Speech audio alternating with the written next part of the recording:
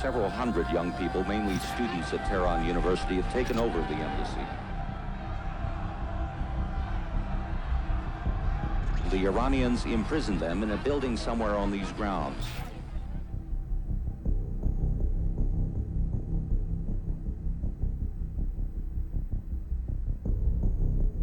One of the captives, blindfolded, was brought out into the open.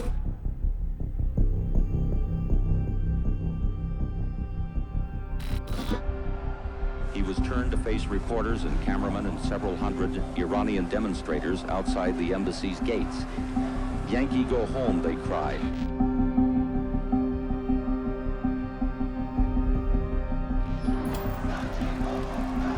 This picture tells it all.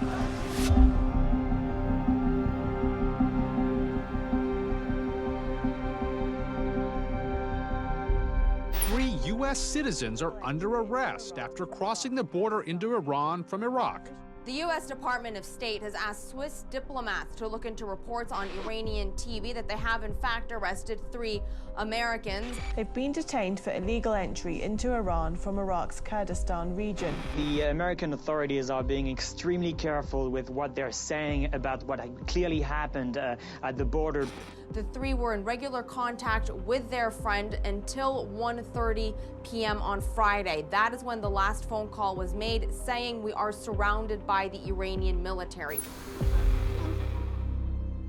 The way that our story was covered kind of led people to think that we just kind of dropped in to Kurdistan out of nowhere.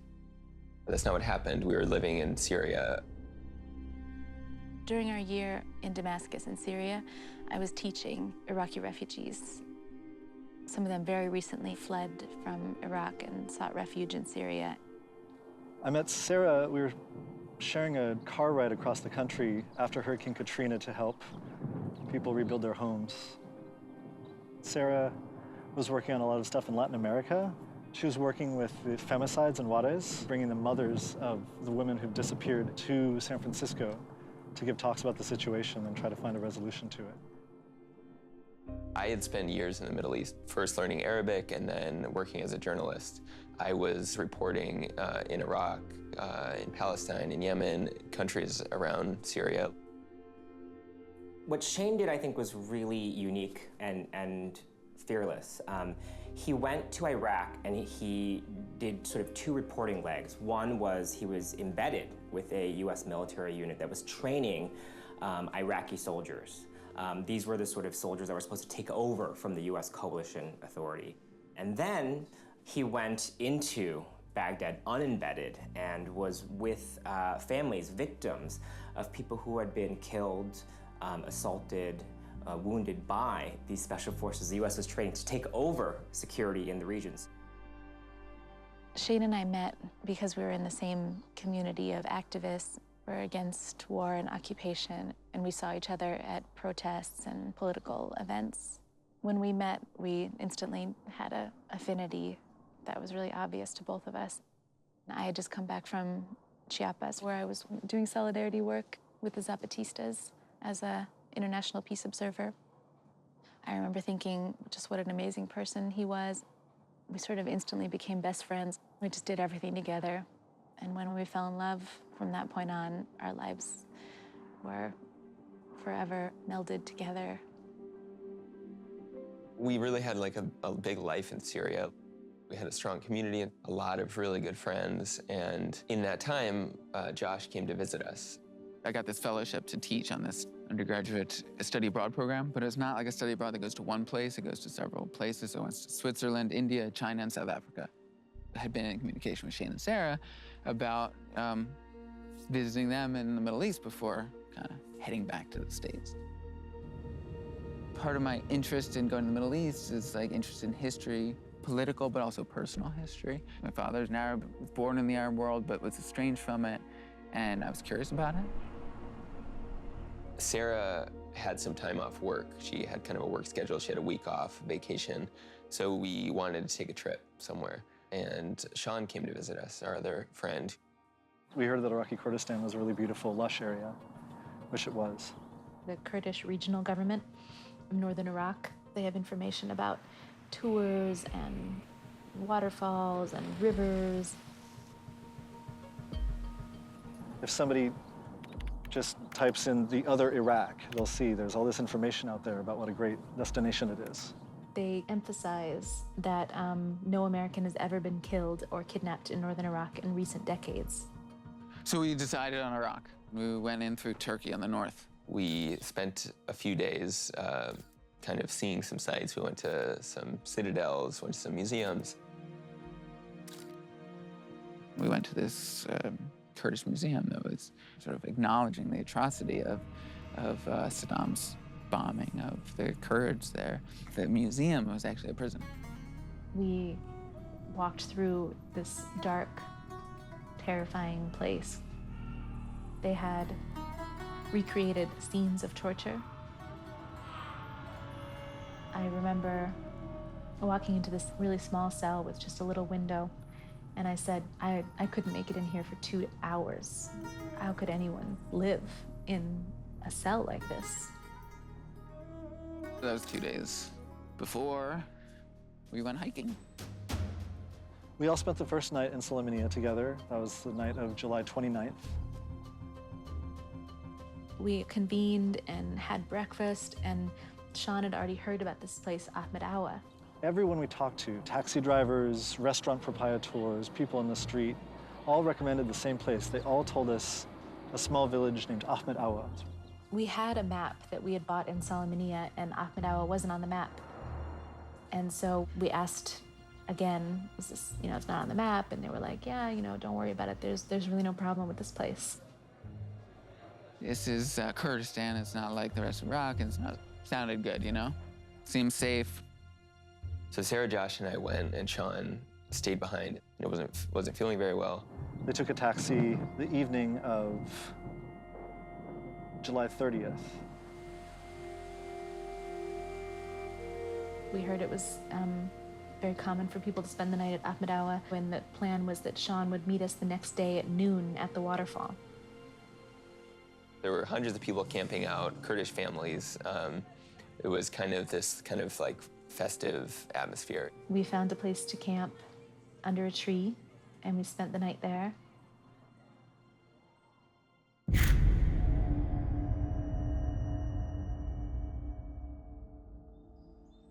We woke up around sunrise and hiked up the valley. There were 2 different trails, and one went behind the waterfall, and they pointed to that one, and they said, that's really good, there's no problem. We hiked for many hours, probably 4 or 5 hours, and it started to be around 11 o'clock. We took a break. We were near the top of this valley. I talked to them that morning, and they said they'd had a beautiful time. They were continuing on, but they said they're going to be turning back soon, and I should come meet them, and I'd just stay on this one trail, and I would run into them as they were coming back. We're kind of deciding whether or not we want to continue a little ways just to go to the ridge and see, the view, or turn back. We were discussing in that moment that very topic, like, should we keep going or should we go back? When I glanced up to the ridge, the very top of the mountain, we saw a man on the ridge above us. He was far enough away that I couldn't see his face. I couldn't see any details about his uniform, but I could see that he was holding a rifle. And he kind of waved to us, we waved to him, and the first thing I thought was, this is a Kurdish soldier. He gestured with his arm and directed us to continue walking down the trail. He waved us over to the building ahead, and there was a man on top of it. He was on his radio and waved us over. So we stepped off the trail and walked further away from the waterfall. I greet him in Arabic, and he doesn't know any Arabic. He doesn't respond in Arabic. He started to speak to us in a language that we didn't understand. And I assume that he's Kurdish. A lot of Iraqi Kurds don't speak Arabic, especially younger people. And then he said, Farsi. Did we hear you correctly? What do you mean Farsi? What about Farsi? In my mind, I heard Faransi, which is French in Arabic, and I said, I don't speak French. And Josh said, no, I think he's saying Farsi. And we saw it on his pin. He had this Iranian flag, and we asked him, where's the border? Because Iraq is unmarked. There's no markings whatsoever. And he pointed to the ground where he was standing. He said, this is Iran. And then he pointed to the trail where we had just been hiking and what we'd stepped off of, and he said, Iraq. So we had, across this border, this unmarked border.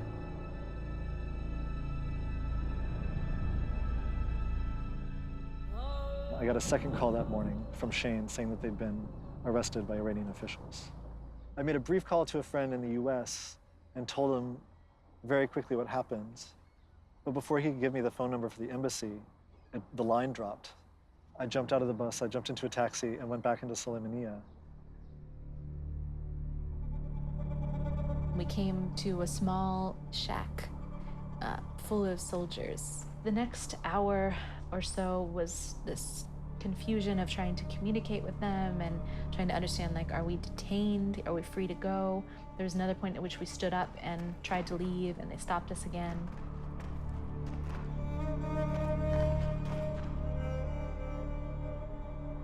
We told them we wanted to go back to Iraq, and they were calling other people and told us they were gonna have to go into a nearby city. And we refused. We said, no, we're not going to Iran. We don't want to go to Iran. This ball got rolling where they needed to take us in, be questioned, and then it's like it climbed up this ladder very quickly.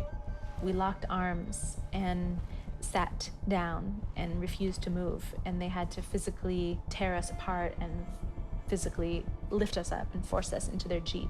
Very, very quickly became a political situation.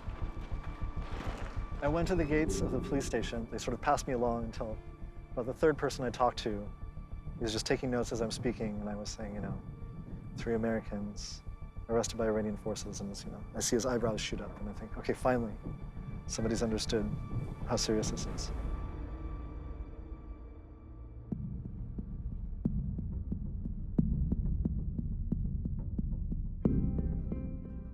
I was actually working in my office, and phone rang. Typically, I don't pick up the phone when I'm with a client, but there's something that told me to pick up the phone, so I did. And I heard a voice on the end of the phone, hard to understand, and I almost hung up because I thought it was a salesperson. And then I heard Baghdad Embassy, and that stopped me. She said, "We believe your son and friends have become detained, and we believe it's by Iranian authorities. That's all we know."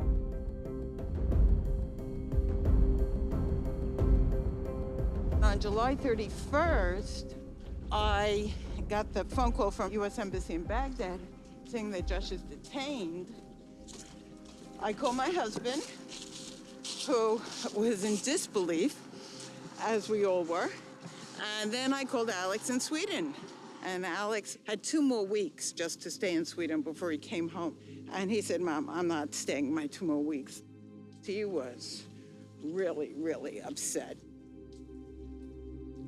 We spent nearly 2 months together in May and June, and he left on the 5th of July. And he biked off to the bus station to catch the plane, and I just said, be safe. Could have been a bit safer.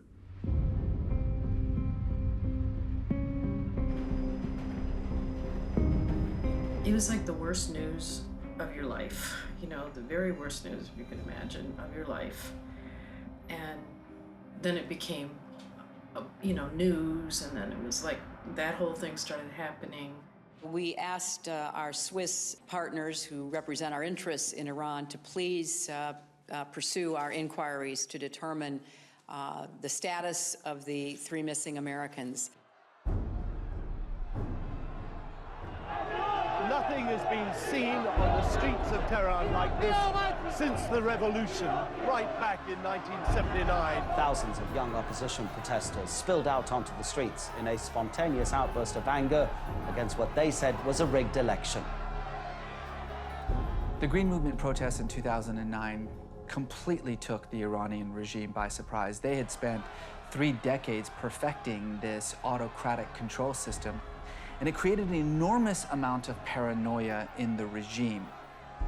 And that paranoia really caused ripples across the Iranian political spectrum. Anything that hinted of sedition, anything that hinted of disruption, or most importantly, of outside influence, was immediately nipped in the bud. and in the most violent way. So imagine in the midst of this intense paranoia, all of a sudden, these 3 kids show up in a place where they're not supposed to be. That, I think, caused the alarm bells in Iran to go off. Switzerland is representing the U.S. interests in Iran and has been doing so for over 30 years.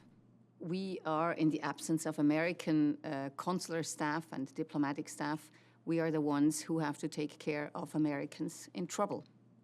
I was informed of this case on the 31st of July. Our first few weeks were spent trying just to get confirmation. Are they in Iran? Where are they?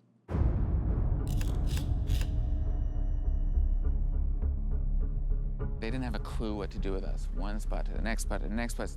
It's nighttime, and they're driving us somewhere. It's dark, and we're not really in a city anymore. And then we're sitting in the back seat, and I'm on the left, and I notice the guy in the passenger seat takes a gun out of the compartment and is kind of like playing with it, you know? This guy's got a gun. I like whisper that to Shane and Sarah, you know? Looks back, and then just like 3 times. So I started getting these visions of kind of like being walked out to a field, you know, just being shot dead. I said, well, we've got a problem. Josh is detained. I'm sure it will end quickly. I'm sure it's just some unusual questioning that's going on. And I'm sure, you know, if there's any discussion, Josh will be home or he'll be out in 48 hours. When I first arrived, I was like, okay, we'll be out soon. And soon will be like a day or 2. And when that didn't happen, I got put in a solitary cell. I'd count the tally marks on the wall, because all other past prisoners would tally. And I'd like average them, and then average them in a short term and long term and medium term, and then be like, okay, well, I can't be a long-term prisoner. 30 days, I'm out in 30 days, for sure. When I heard a helicopter, I honest to God believed that that was an American diplomat, probably Hillary Clinton, coming to negotiate our release. But I had the wherewithal to say, if she came to do it, I would get free in 3 days. So if I'm not free in 3 days, I'm totally delusional. For several days, we didn't know. I mean, Iran didn't admit that they even had them. So I have to say, my worry was, is he even alive? 30 days comes, the guard knocks on the door. They're like, okay, now you go into the car. So get in the car, drive off, and then like look up, and it's just like another institutional looking building, and it's Evan Prison.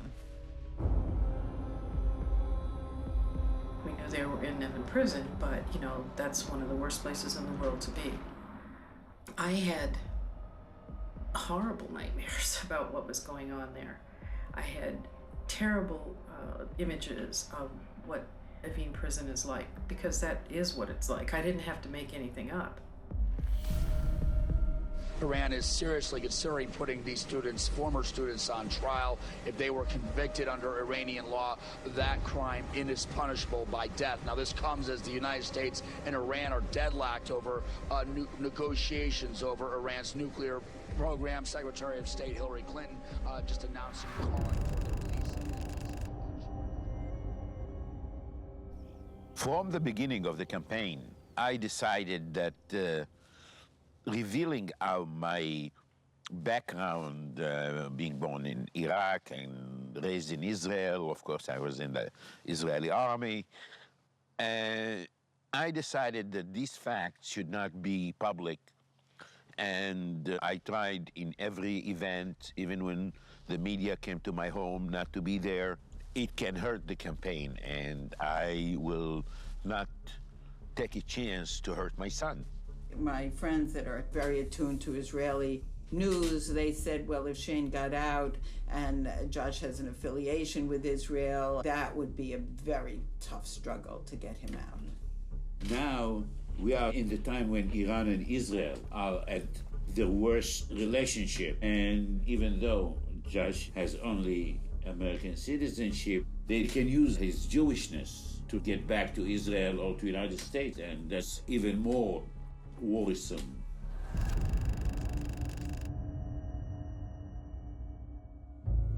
People often refer to time in prison as doing time, and there's a reason for that. Time is like a task. The most effort, all of your effort goes into making the time pass. I remember kind of kneeling on the floor, drifting off and being like, just kind of mind floating. It's like half awake state. I would brush my hair 300 times. I had this altar with all of these little things like a gum wrapper, a leaf, like anything that I was able to collect, and I would rearrange and clean my altar every day. I noticed on the wall that the light that's coming through the barred window up there is moved, shifted a little bit. And I was like, oh, well, hey, that was good. I was on cloud 9, but time passed. And that's what I want to happen. I cleaned my cell like incessantly. I was always like scrubbing down the small metal sink that I had, and I did it like every day. And I became pretty obsessive about cleaning my cell. Mind, focus, let's do stuff, and that was like my will telling me that.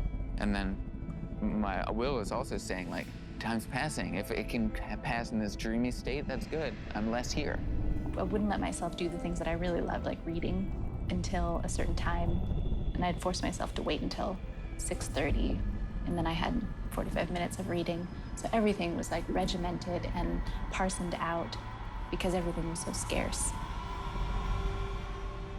One of the first things we did was set up a chessboard on the radiator. There's a lot of holes in the radiator, and we stuck little pieces of cardboard in them that would signify the different pieces. We discovered time would disappear when we played, and we would just be so in it, that was the loveliest thing. And that was when we got books, we'd be in it. And if you're in something, you're okay. You get to the end of the book, and your fear comes in of like, this book's gonna end, and I won't have anything else to be in and out of, just out of my head. You know, I'm in my head all day. There's not very many of us have full-time jobs anymore. You know, it's like people have given up what they used to do in their lives to do this campaign. Having snatched these people and made a mistake, Iran has continued to dig in and retrench itself in ways that have made it harder to admit that mistake. And so in order for there to be an end to this, sad to say, Iran has to have something to gain or something to lose.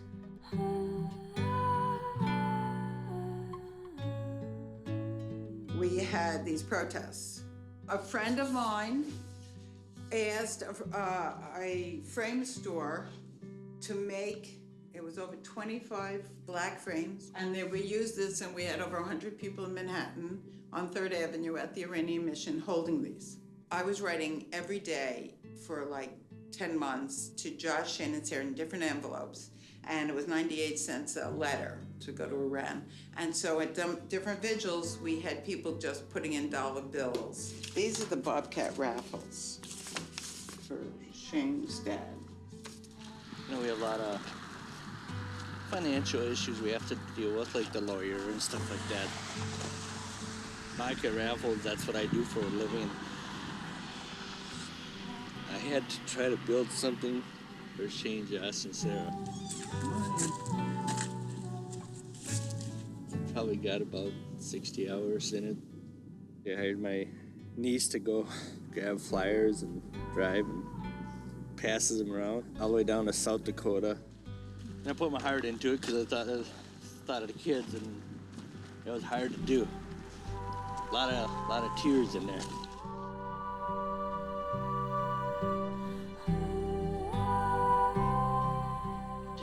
460 emails I've had since this whole thing started. Somebody said, well, won't your computer crash? I said, you're asking me? I don't know nothing about a computer. I'll give him a big hug and I'm gonna whisper in his ear, you are so grounded.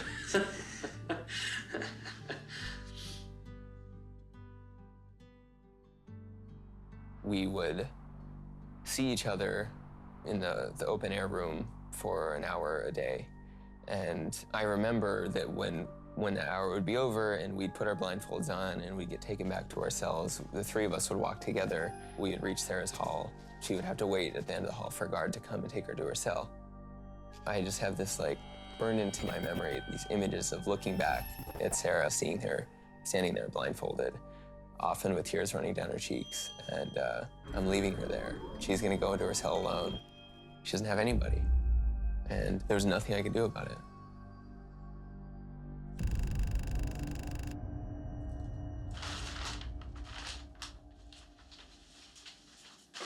There's so many letters that have come in. It's above 2,000 now. And people have sent books. There's a stack of books there. I try and send one of those every week. A lot of people were writing to Shane, Sarah, and Josh in one letter. So I would just copy them and send them so they each got one.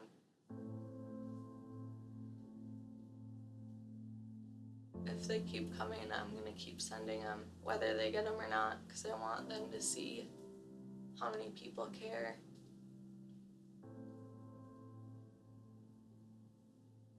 We've been promised phone calls all the time. We're told, according to Iranian law, you get one phone call per week. We've had one phone call. I got a call. From God. It was Josh. It was terrific 5 minutes. Yeah. I really, really very emotional. Yeah. Oh, I'm so excited, yeah. He said, he sounds so strong. He really has two requests because he has limited time. That when we write the letter, you write the first line when it was the last letter that you wrote. On the other hand, he stressed the books. He said this has been his best buddy. That's made my day. I'm so glad you were here. I listened to Dylan actually from high school on, and then the boys, Josh and Alex, had listened to Dylan, and they both really, really took it to heart. We know he's a poet. Josh has quoted us certain songs from Dylan. He quoted, and I'm gonna cry on this one, he said, "I shall be released." And Alex and I were in a hotel room just doing some interviews in New York, and we heard this, and we knew what he was talking about. We needed no interpretation. Josh's message to me was, my heart is not weary.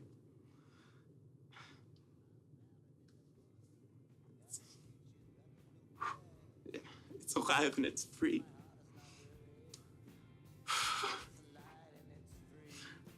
I got nothing but affection for all those who stayed with me.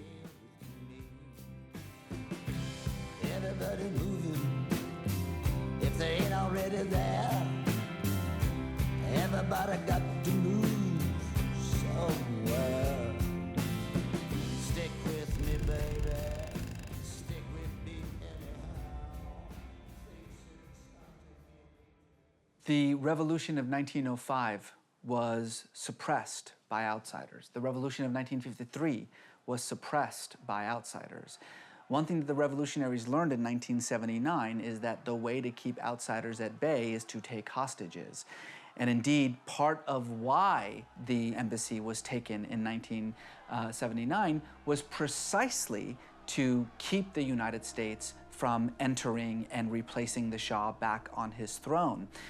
Fast forward to 2009, I think there was a similar sentiment going on here, that with these three Americans being held in Evin prison, that at the very least, this would compel the United States to mind its own business.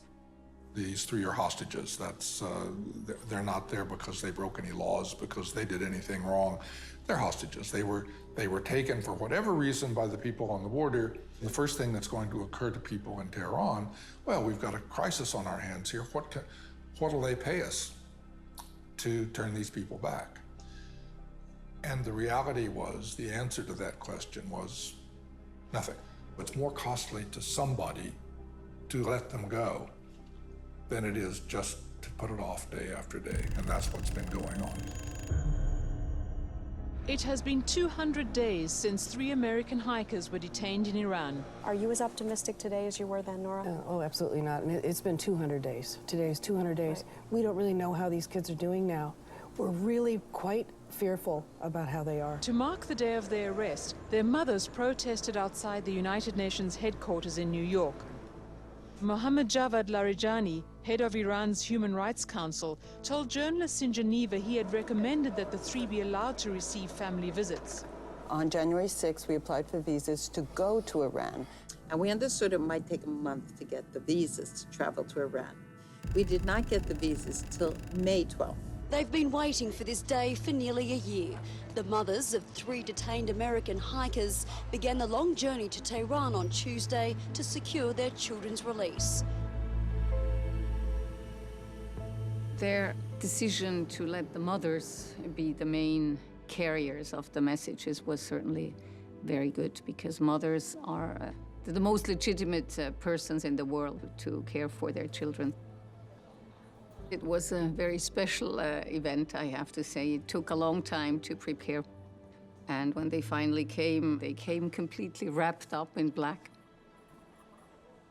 Just landing in Tehran was very emotional for me because it was the same ground my son was on.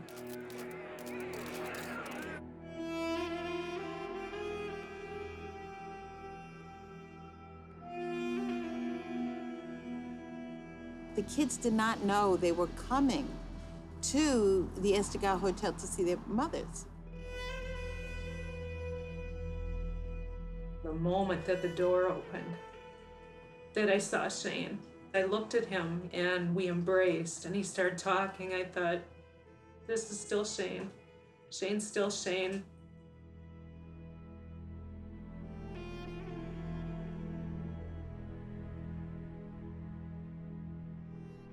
I think our first hug was at least a half hour. All of us we just didn't want to let them go.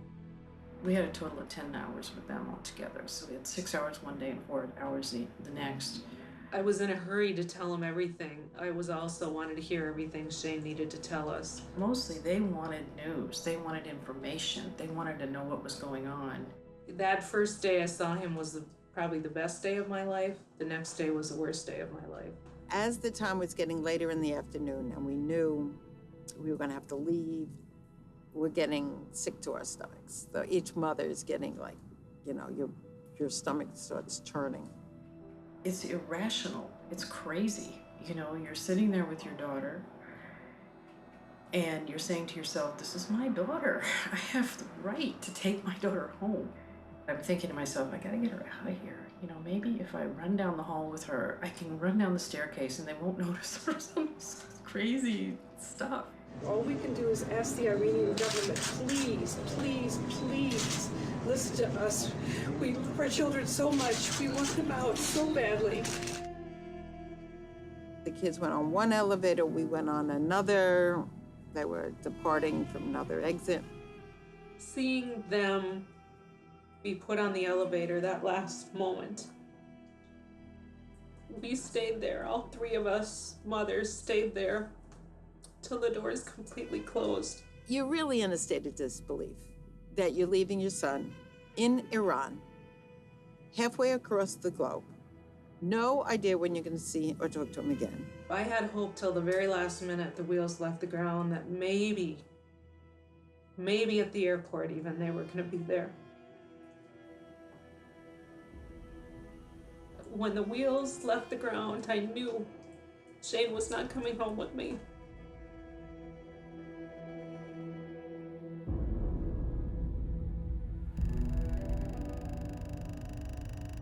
Today marks 1 year my brother Shane, his fiancée Sarah, and their friend Josh have been wrongfully detained in Iran. Shane is my brother. my support, my guidance, and my strength. I want him home. The situation for all three of them is horrible, of course, but it's a little worse for Sarah because she's in solitary. It's really difficult being alone. Shane and Josh are in the room together, but I'm alone. Sarah's been in solitary for a year now. She's completely by herself 23 hours a day, and it's not stopping. This is having a very serious toll on the three of them. The isolation it's physically painful. It's like the feeling of loss, losing someone you love, but losing everything and everyone you love. It's like a physical pain that just like washes through your body for days and weeks. People have described prolonged solitary confinement as just like a slow march towards death. Sometimes it was just a thread that I was hanging on to.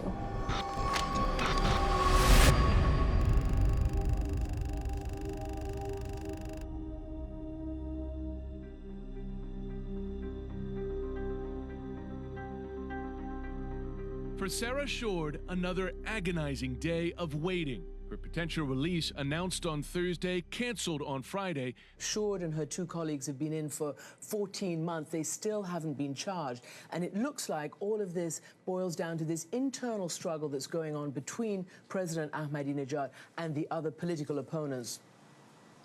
This appeal is to the Supreme Leader, Ayatollah Sayyid Ali Khamenei. This time of year is one of spiritual reflection and prayer. Please release our children and return them home to us. Nothing in the world would bring us greater joy. President Ahmadinejad had, in fact, himself personally orchestrated Sarah Shourd's release, and then he was overruled by the judiciary. What does this say about him and his standing? It was seen as quite a humiliation for him. President Ahmadinejad was going to give a public presentation of her release. The foreign minister said she was going to be released, and then the judiciary stepped in and said, not so fast, we're going to do it according to our time and our rules. Now, the head of the judiciary belongs to a family that's a main opponent, political opponent of Ahmadinejad. And I think a lot of this is wrapped up in that argument.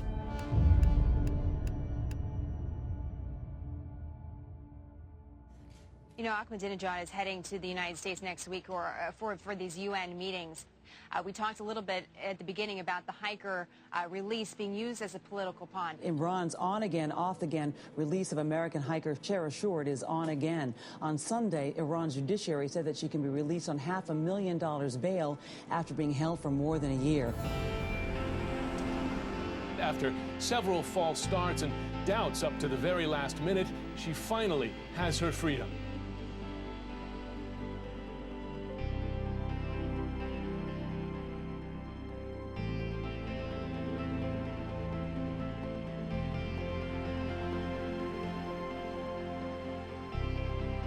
I feel like my work has just begun repaying the world for what it's done for me. I'm extremely grateful, and I realize that there are many people in prison that don't have the kind of support that I've had, and everyone deserves the same. Every innocent person in prison deserves the same support that I've received.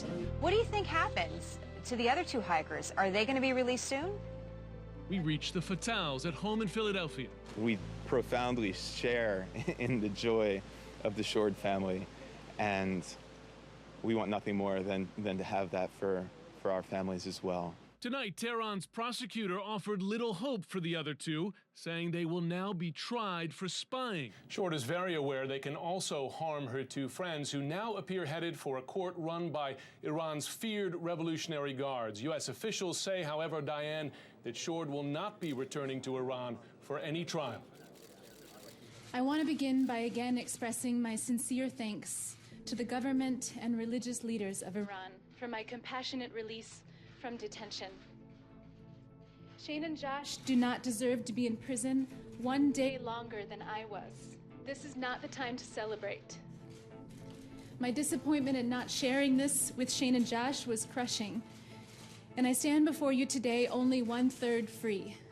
There's not this look of joy, of celebration yet in your face. No, this is not what I thought it would be. You know, I thought this would be the end, and at this point, I don't know when the end is going to come. Because this is for Shane and Josh, the tone should be, you know, serious and somber. Is this loud enough? I don't have a very loud voice. Frustrated is good. Not angry, but like frustrated. Is it better if I try to hold this low? Yeah. Sad is good. You know, it's kind of your choice if you want to come across more sad or more frustrated. Could you sit forward a little bit on the couch? Can everybody sit on the edge of the couch? After they go around and listen to your letters, then we all will get together in a group and chant, "Free all three." The movement that has led to my freedom will be the movement that leads to Shane and Josh's freedom. I've made a call out to people all over the world, all of our supporters, to make a banner, some kind of visual testimony to how outraged they are by Shane and Josh's continued detention. We're gonna hang banners that we have to help to spread awareness. It makes it really real, like what's happening and how long it's been. There's so many supporters in the campaign that I've never met in prison. The only thing that gave me any hope and any strength is the knowledge that enough people in the world would care about what happened to us. Shane was working as a journalist to the same end. Will you have some remarks? Something just, you know, introduce yourself. We're getting a lot of calls about what you were doing in the area. People were skeptical that you were just hiking. This is a day trip, basically, from Damascus, a bus trip to go to northern Iraq. We had absolutely no way to know that something this horrible was even a remote possibility.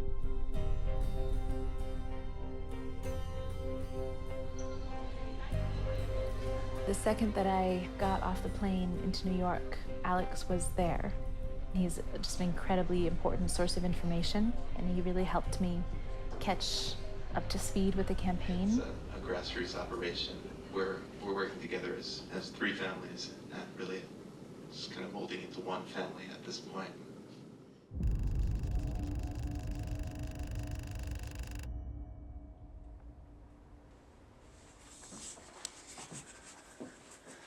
Today's January 8th, 2011.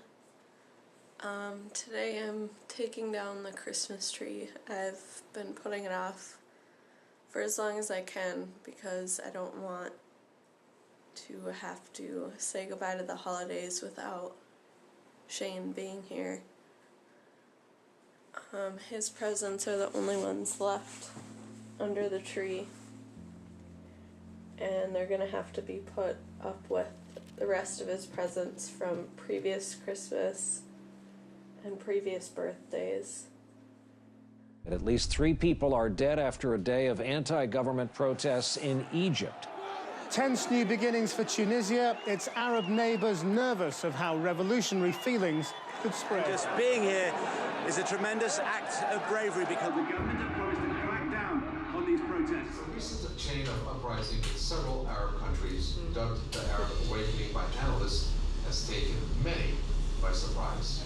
Get those bids up. It keeps us going.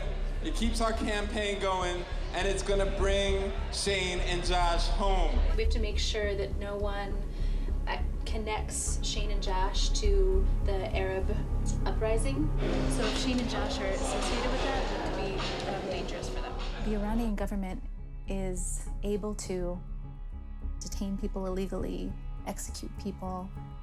I mean, I met women when I was in prison, and one of them was a woman named Zahra Bahrami. We became friends, and every night we sang to each other, and she was eventually transferred because she was caught passing notes to me. A year later, she was executed.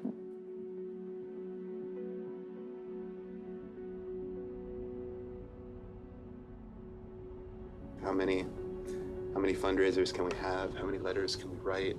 How many embassies can we circulate to? At this point, we've done it all many times over. If I say something that offends the Iranian government, are they going to take that out on Shane and Josh? If I say something that offends the U.S. government, are they going to stop whatever support they're giving us?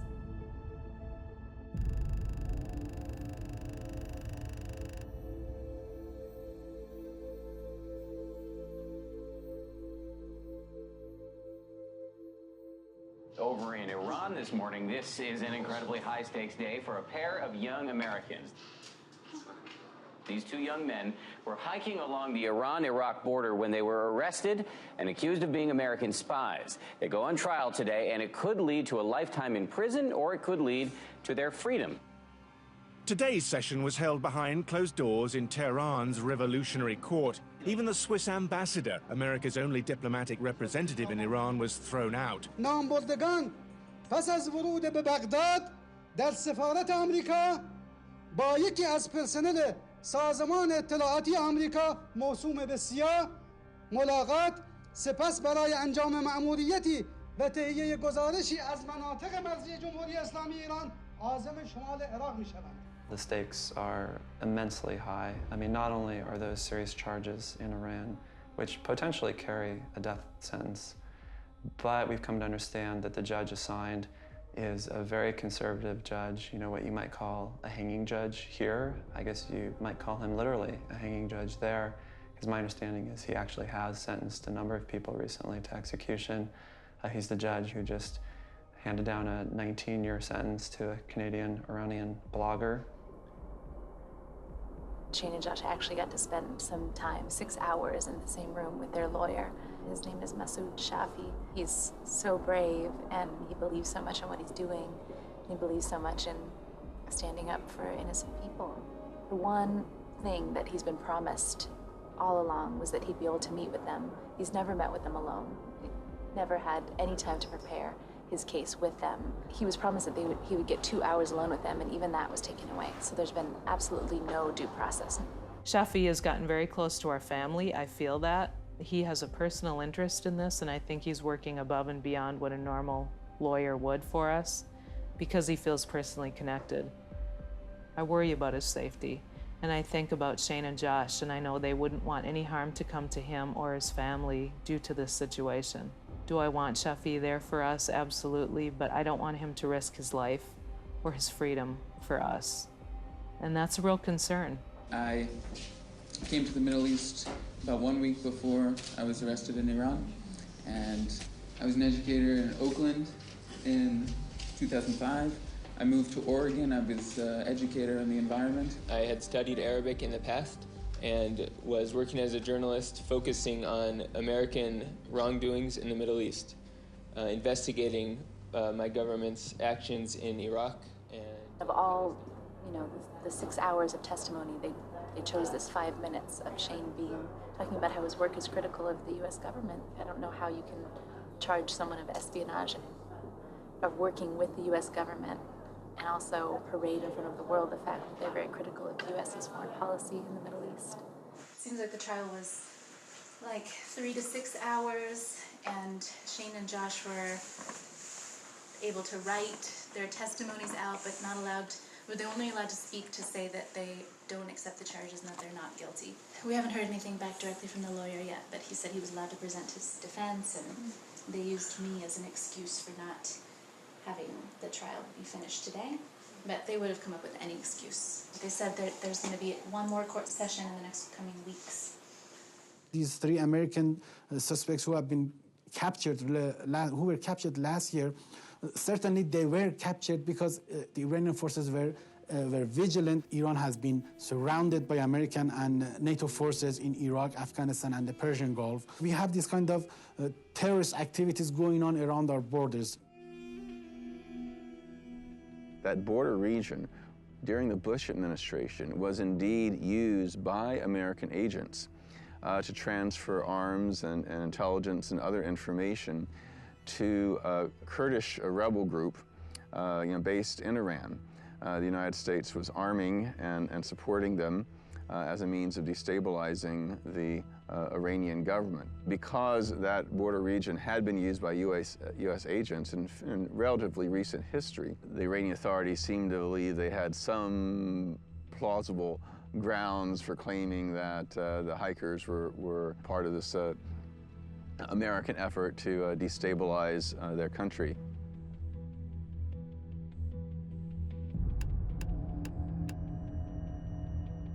They had a trial Last week, the trial is a scary thing. Shane and Josh are really brave. They stood up and told their truth, and I hope that's a good sign. I'm Tom Morello, the Night Watchman. It's nice to see your beautiful faces tonight. Happy to come up here and play a show for Sarah, Josh, and Shane. I met Sarah tonight. And her heroic struggle to free her compadres is one that I very much support. When the moms went over there, what Josh and Shane really wanted to know is, who's involved, like who's doing what. And when they heard that Desmond Tutu spoke out for them, I think that like threw their world open. It's like, whoa, Desmond Tutu spoke out for us. And Ban Ki-moon, the Secretary General of the UN, has also spoken out for them. Josh, he's so overwhelmed and appreciative of what everybody's doing. I mean, it's not taken for granted. Boxing great Muhammad Ali, one of the most prominent U.S. Muslims, joined other U.S. Muslim leaders on Tuesday in an appeal to Iran's supreme leader to show mercy and free 2 Americans held on suspicion of espionage. The families of all the hikers told us the pain and suffering they had experienced. We wrote the letter to the Ayatollah asking for mercy and compassion and to let them go. It was important for him to represent these 3 individuals and let the Iranian government know that there were Muslims who believed in their innocence and wanted them free. Alex is phenomenal. This is a young man who dropped everything in his life, put it on hold, and every moment, every second was spent trying to get his brother and his 2 friends out of that prison in Iran. We want them home, and we want them home as soon as possible.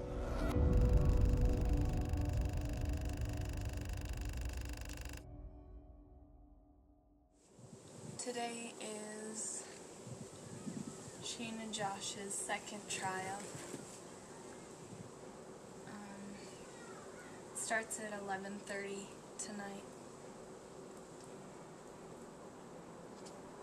And I don't really know what to think right now. I'm just kind of trying to keep myself busy and think good things for Shane and Josh.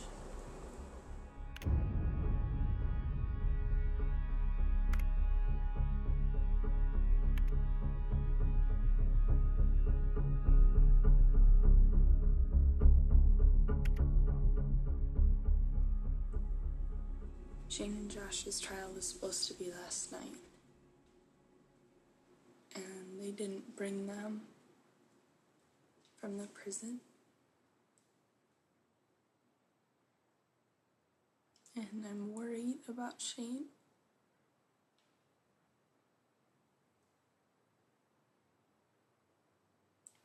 It's been so long since anyone's seen him.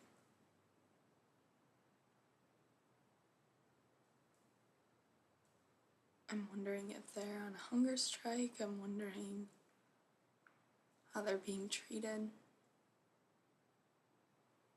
Why they didn't bring them.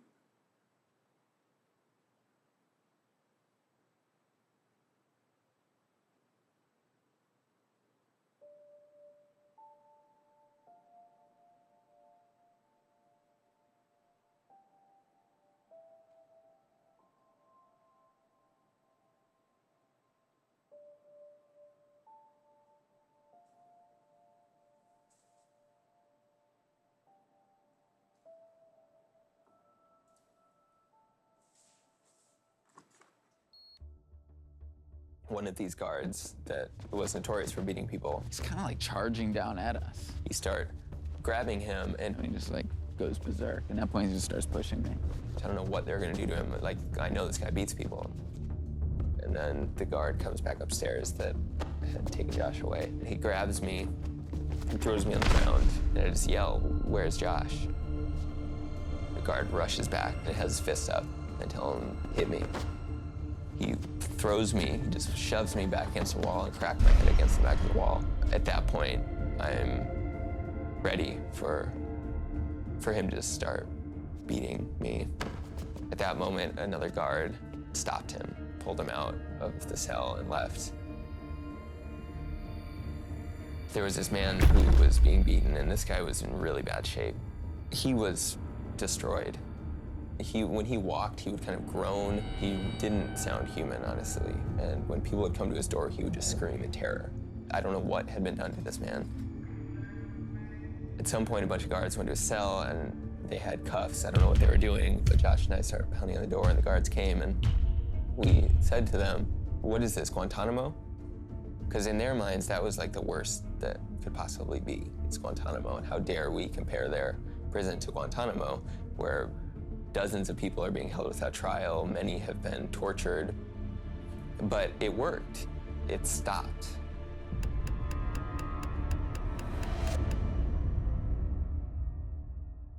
One thing the U.S. government did for us, one tangible thing, is to ask their allies to put pressure. Secretary Clinton was instrumental in terms of working the phones, reaching out to other ministers of foreign affairs, presidents. Vice President Biden was leading on the Iraqis quite hard to try to be helpful. I got calls from the Iraqi president's son on a regular basis. But without Oman, none of it would have even gotten started. Why would Oman, one of the region's most low-key countries, be involved in such a high-stakes ordeal? Oman has had a steady relationship with Iran during the time of the Shah and post-revolution. Where most of his neighbors take an adversarial stance toward Iran, the Sultan is considered both progressive and pragmatic. Salam al-Ismaili, who's the envoy to the Sultan of Oman, was one of the first people that was able to visit us. When I first saw Salam, it gave me a tremendous amount of hope, because I felt like this is a way for Iran to save face, to release us to an Arab country. As soon as I was released from prison, Salam told me, "Sarah, I need you on the outside to help me be the go-between between me and your government." Salam made multiple trips to Iran, often carrying very important goodwill gestures from the U.S. side, and he would get rebuffed. Salam would get messages from the Iranian government and pass them on to me, and Cindy and Alex and I would go to D.C. and pass them on to our government. This is what the Iranian government wants. Sometimes it was something as little as a letter, or releasing a few Iranian students that had overstayed their visas and were in detention in the U.S. Everything that we presented was considered a non-starter. A journalist who I had actually traveled to Iran with some time before, Reese Ehrlich, had gotten in touch with my assistant and said that Sarah Shourd wanted to talk. And this is, of course, now a long time had passed because Sarah had been released by that time. And so it was at that point that I started trying to see if there was some way in which I could help. Fernando Silichin is a colorful personality. He had been the person who had put me together with President Chavez the first time that I had intended to write about Venezuela and the president. That was always the first phone call that I made in anything related to Venezuela. I work in close collaboration with the State Department and the United States military in Haiti on a humanitarian mission. It was important to me to go to the State Department and to announce my intentions, and also to ask the question of whether or not any involvement by Chavez would be stepping on the toes of things that they were doing to negotiate the release of Shane and Josh. In fact, I was encouraged very strongly to go and do it by the State Department. It was certainly in the interest of their citizens that anything that could be done should be done. Until we knew what President Chavez was going to say, both thought it best to announce the trip as related to Haiti. And so it remained in terms of the public perception of the trip. We gave him more of the facts of the case, and all indications are that Ahmadinejad did immediately agree to this, but he was facing great opposition and did not have the kind of support he once had had from the supreme leader. The mainstream US media always presents the case that the face of power in Iran is Ahmadinejad, where he is truly without power. It is a country ruled by the supreme leader. I'm always thinking about, what else can we do? What haven't we done? What countries haven't we tapped? It occurred to me, well, we need to put more pressure on Oman and the Sultan. We had a phone call with Secretary Clinton, and I really pressed on her to get President Obama to make a phone call to the Sultan. They had President Obama write a letter to the Sultan Qaboos. That letter prompted a letter from the Sultan to Ayatollah Khamenei. The Sultan made clear that this was no longer a minor favor that he was asking. Josh and Shane's continued detention was going to have negative consequences on the relationship.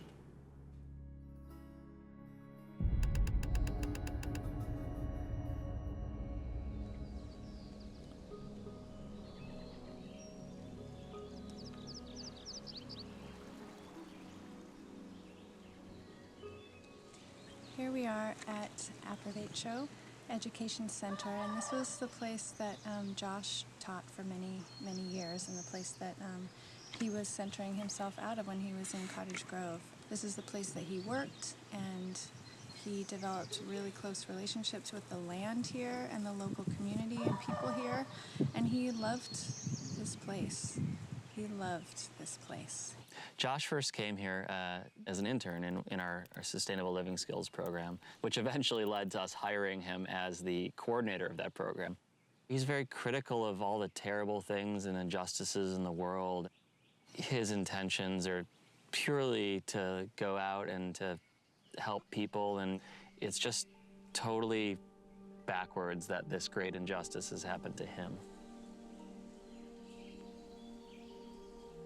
Since Josh has been in prison, having Alex come out here has been really nice. It's sort of like it's like our connection to Josh.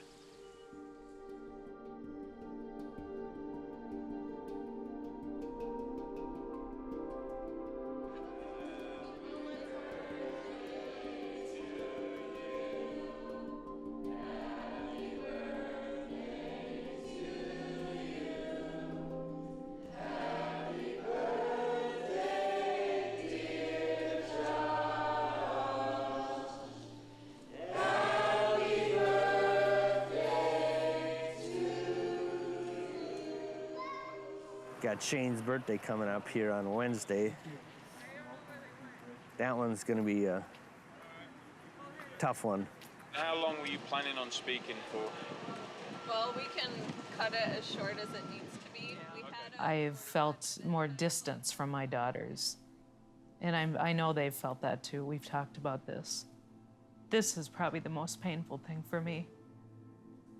It's, there's a separation. All of the politics stuff I hate so much. I start to worry what's gonna happen when this is over. What's gonna happen with our family, and what's my relationship with my mom gonna be like? And with Sarah too. Our relationship is a lot different than it used to be. We have 3 very different families that have all been traumatized by this in different ways and have reacted to that trauma in really different ways.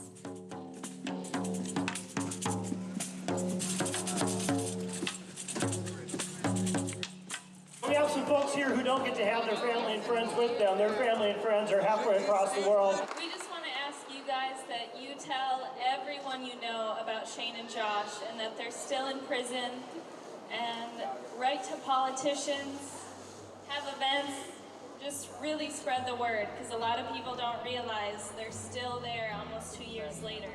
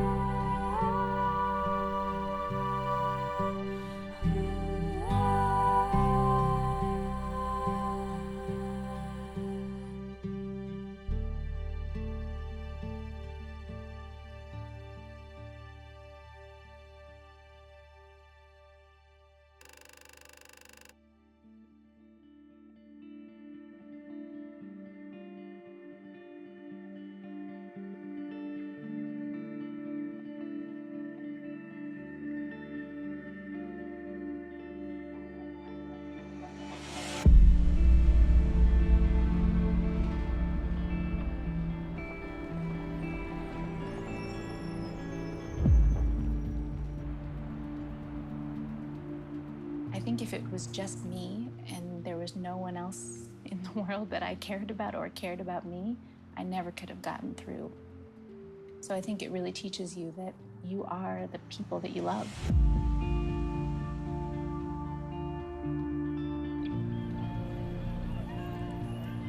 These individuals have now been detained for 2 years, and they still have not been convicted of a crime. International law requires that individuals who are charged with a crime and detained have access to their lawyer, have access to their family members, that their lawyer has access to the case files, and that they can actually meet so the lawyer can prepare their defense.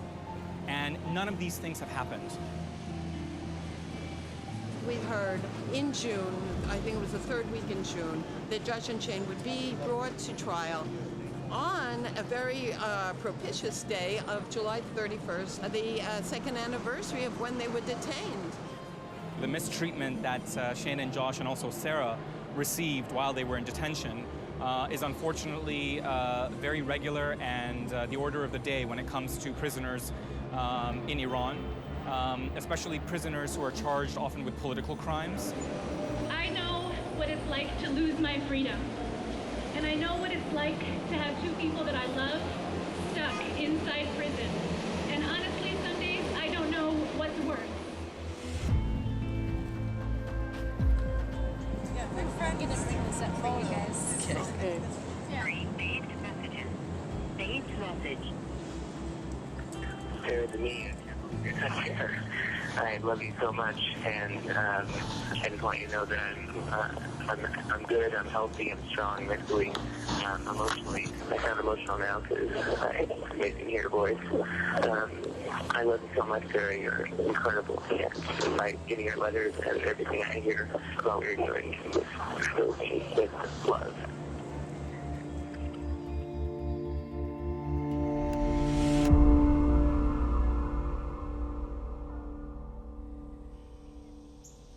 Trial that we're expecting to be the trial that ends all these other trials is going to happen tonight. So from about 2 o'clock tonight, we'll probably be in various stages of alert. Sarah definitely has a lot of strength and a lot of courage and determination, but it's been difficult to watch her because she definitely has PTSD. And she has she has symptoms which makes it difficult for her to enjoy her life. She's not happy. It's not like she's relaxed or happy or free, you know? So she's in a different kind of prison now than she was before. I was trying to ask myself that today, what my worst fear is, and just so you can just get it out and not hold it too close to yourself. I thought about it for a long time, and I guess my worst fear is that I'll let Josh go and keep Shane.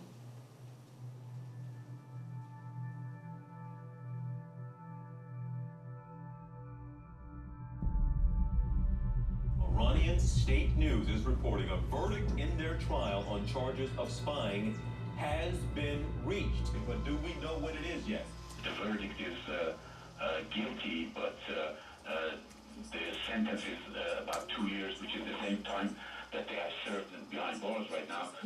Being convicted of spying is actually punishable by death. So why does the attorney believe that a sentence of 2 years would be handed down by this court? Ambassador Loy just emailed too, and I think Sydney's talking to her right now, but she just said the same thing, that there was trial, Shane and Josh and Shafi were allowed to present a defense, and the judge said that there'll be a verdict within a week. We're exhausted. We're just waiting very impatiently to get the good news. Everybody's coping in their own way. But of course the collective anxiety is peaking right now.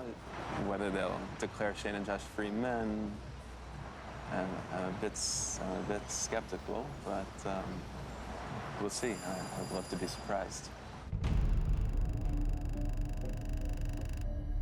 The news is not good for the families of 2 American hikers arrested in Iran 2 years ago.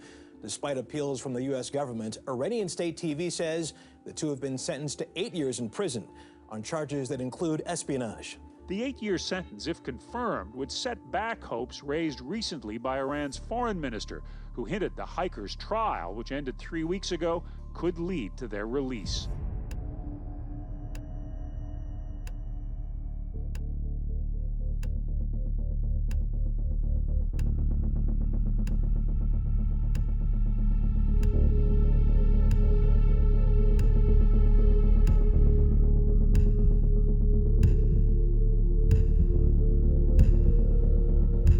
I know you spoke to that president about a wide range of subjects, but this is the topic that's making the headlines.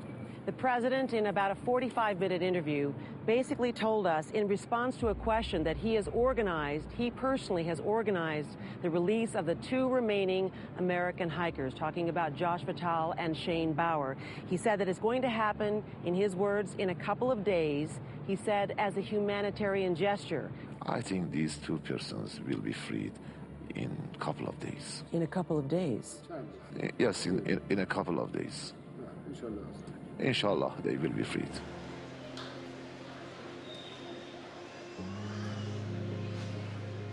Flying out, getting ready to see my brother after a long time. It's starting to happen. Yeah. I mean, it's already been on CNN, but they haven't, they're not out. But okay, they said maybe an hour. Sarah said maybe 3 hours. Hi, honey. Starting to get excited here. It just said on CNN, anyway, like 30 minutes? Is that true? I just got the alert. Oh, wait a minute. It's on, hold on, I'll turn it on. Well, Allie, we've heard from a lawyer for those 2 detained. Can you hear it? He's telling us now. My stomach feels pretty knotted up right now, too. I know that feeling. Yeah, it's in the stomach. Who's here?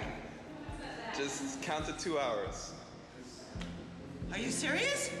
Are you serious? Oh my God! Oh my God! Oh my God! They're in the air? They're in the air? No, they're on the way. Paperwork that was holding this up is now complete. Our producer in Tehran confirms that diplomatic cars have entered the continent. Well, show us. I feel happy that it's going to happen, but I don't feel like it's done yet. I don't feel like it's happened yet. Well, at 5 o'clock, we have to be in there. You better dress up, baby! Oh my God! Salam just called. They're right now on the way to the airport. Yeah, out of the prison. Oh, they're out of the prison. They're in the car with Salam on the way to the airport. But they're not yet at the airport. And he said arrival at the airport, departure from the airport are 2 different things. So we'll see. All this feels strange and untrue, and I won't waste a minute without you. My bones ache, my skin feels cold, and I'm getting so tired and so old. It was the first image we have seen finally now of both Shane and Josh. They're sitting with the Swiss ambassador. Josh, we are so ready to wrap our arms around you and Shane, man. We're here waiting for you. You're going to see us at the airport. I've got that big shawl that I think you've had in prison with you the whole time. We're all here. Dad, Nicole, Shannon, Sarah, all the Fatals. We've been here for a week, Shane. Waiting for you. Hello, Sunny Boy. Don't make me cry. I love you. I cannot wait. It has been a long time.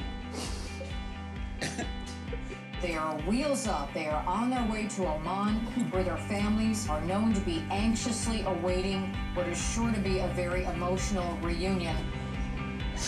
I love you. I can't wait to see you. Tell them to fly as fast as possible, please.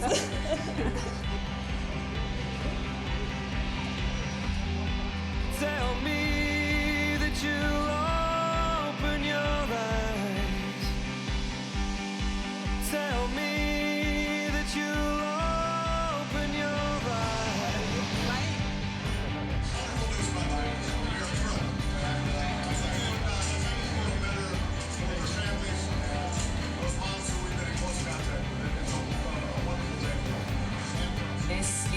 plane. This is Muscat, Oman. We are now seeing the plane carrying those 2 American hikers. We're right here behind the families of Josh Fattal and Shane Bauer. They are eagerly awaiting this door of the plane to open. Right now we're seeing security going up to the plane. Everybody here, the mood, the anticipation, very high. The family members, all the family members are here waving at the plane. And now the doors of the plane are open. And they're just waiting for the moment they've been waiting for so long.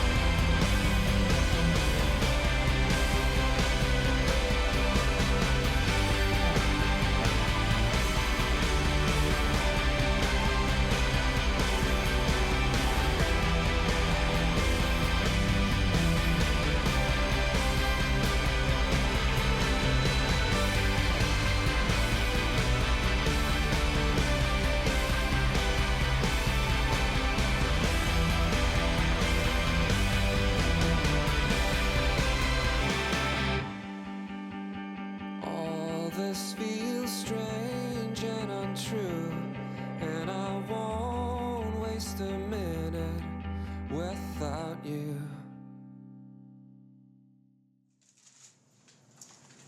After 781 days in prison, Shane and I are now free men.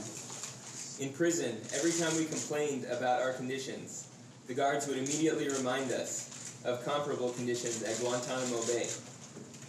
They would remind us of CIA prisons in other parts of the world and the conditions that Iranians and others experience in prisons in the U.S. We do not believe that such human rights violations on the part of our government justify what has been done to us. Solitary confinement was the worst experience of all of our lives. It was clear to us from the very beginning that we were hostages. Hostage is the most accurate term because, despite certain knowledge of our innocence, the Iranian government has tied our case to its political disputes with the U.S.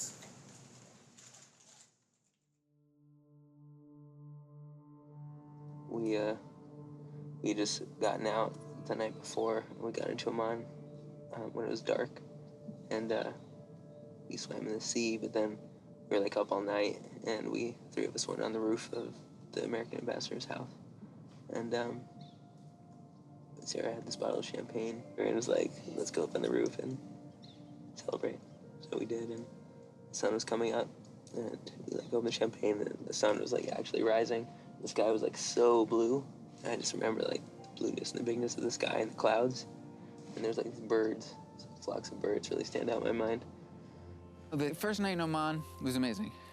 So it was like that second day after that beautiful night, it was like hectic, and we're deciding when to leave, and the families are all together like powwowing. It was the first time I'm kind of like powwowing with the families now. And I was like, oh yeah, I can handle this. And so I was like, I'm not really affected, this is awesome. I'm just like free, and it's great. Then that night, it just like, all caught up with me. I just started bawling. And Alex got up immediately. I didn't know what to say. I was just like crying. I didn't know why or what. It was just everything and all mixed up. And he said, I was like, I don't know how to explain this.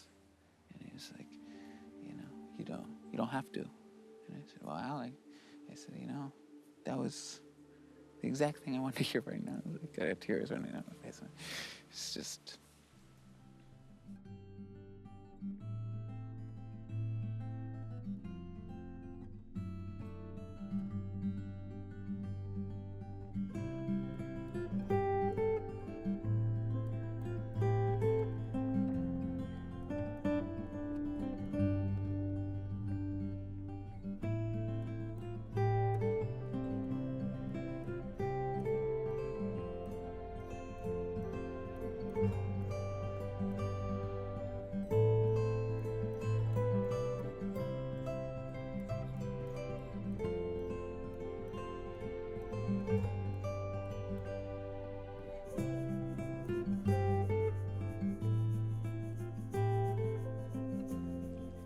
prison, I thought about Jenny a lot. We were sweethearts at at 12. Didn't last beyond middle school. But we were friends. We were just friends after that, forever. And I remember when my mom visited, I was just like, Mom, do you know if Jenny is dating anybody right now? That time with, when the guy had the gun in the car and we weren't sure how that night would go, I think Sarah asked me, I was like, Joshua gay? I was like, yeah. It's just thinking about, I want to have kids one day.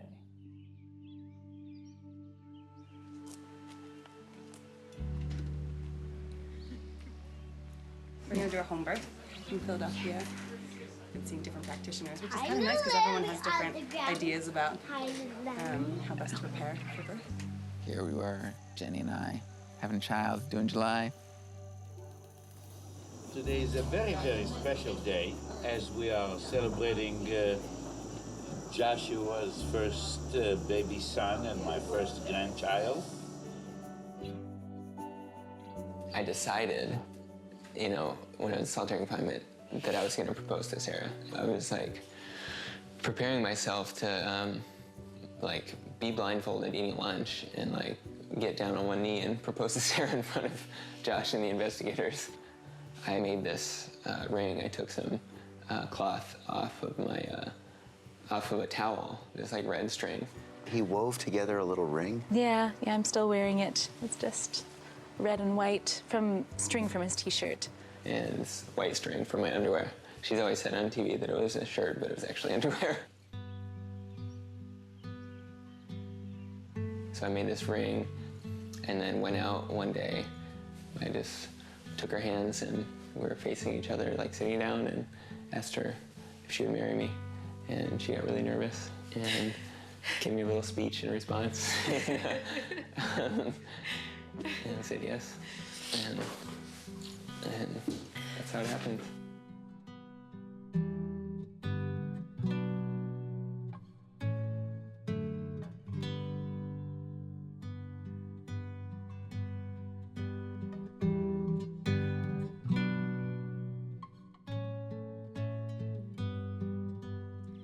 Shane, your love shows me for every second I fought for you, I would fight a million more. Before I decided to marry you, I'd already believed for years that you were the most important thing in the world to me. But then the time came when I understood that you were even more important to me than my own freedom. I don't know if I will ever dazzle the world with my love for you the way you have with your love for me. You've become a model to so many people of what it means to fight for who you love and to never ever quit. I will always stand by you. I will always fight for you when you need me to. When you fall, I'll always help you up. And with that, they are married.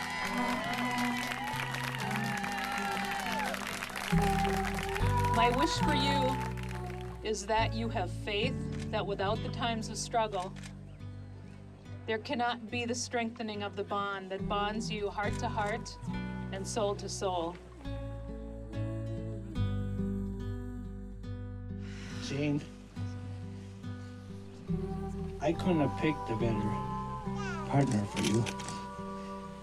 You couldn't find anybody more special than her. She's just awesome. And so are you, Shane. The last few years, I feel like we've seen your relationship grow a lot. But I think it's safe to say the majority of us can say that you haven't only strengthened your relationship, because of you, a lot of our relationships with each other have strengthened so much. And it wasn't always easy the whole time, but I feel like the outcome is this. It's all these people here who really care about each other and really care about you. So thank you for that. We love you guys. Congratulations. Well, I have so much to say to you guys, but I talk to you guys a lot. And, but I just want to take a chance to reflect on the day that I didn't go out to the courtyard. And Shane just wanted to go alone, and he came back. And Josh, I have news for you. News, great. Tell me. And he kind of knew what I was thinking, and he was like, we're not getting free. So I'm getting married to Sarah. I just proposed, explained the whole thing. Asked me to be the best man, and I'm waiting for this moment for so long, so I'm just so happy it's happening. I'm so happy that you've married, and we're all here to celebrate. I love this place, and it's just so gorgeous. We're here with mountains hiking behind us.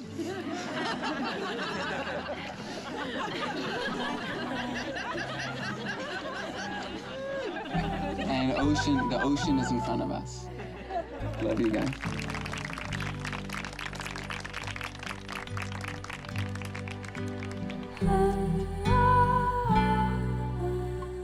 We probably crossed 4 feet or so into Iran, and we walked along their border. And what's clear is that we were in the wrong place.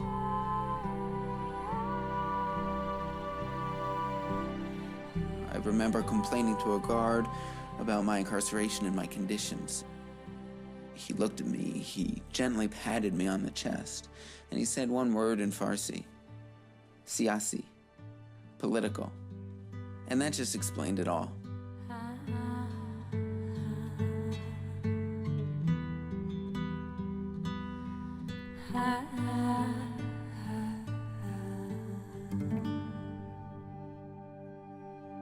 I've been focusing on the practice of prolonged solitary confinement in this country. People need to know who these people are. They need to change their idea of what a prisoner is. And that's why I'm writing a play.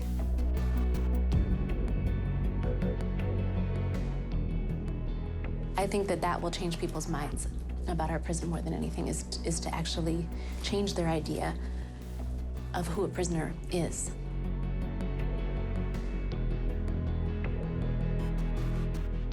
Having been a prisoner myself has made me really want to look at our prison system. It's no secret that Iranian prison is terrible, you know? But what's remarkable about our society is that we have 25% of the world's prison population. You know, we have more prisoners than any country in the world, and there's so many things going on, like the solitary situation, that, you know, we just really have no idea about. As soon as I kind of start getting into, you know, the world of prisons here, which is a huge one, I really start seeing how many issues there are. In some ways, I can tell so much of my story refracted through prison. And in some ways, I can tell I have nothing to do with prison. In some ways, it totally affected me.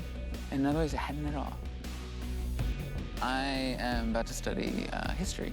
I went to prison because of the whole debacle at the border, but I stayed in prison for so long, really just because of the problems of history and problems of American-Iranian politics. I want to go to law school because I want to get involved in this community rights that's going on in America, where communities are looking to assert democracy on a local level. That's what brought me here in Cottage Grove, instead of being involved in this way before prison.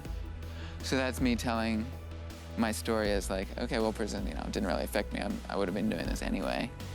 But then on the other hand, it did. And when I think about standing in front of the revolutionary courts and defending myself and seeing the implications of law and society in this way, yeah, it did affect me.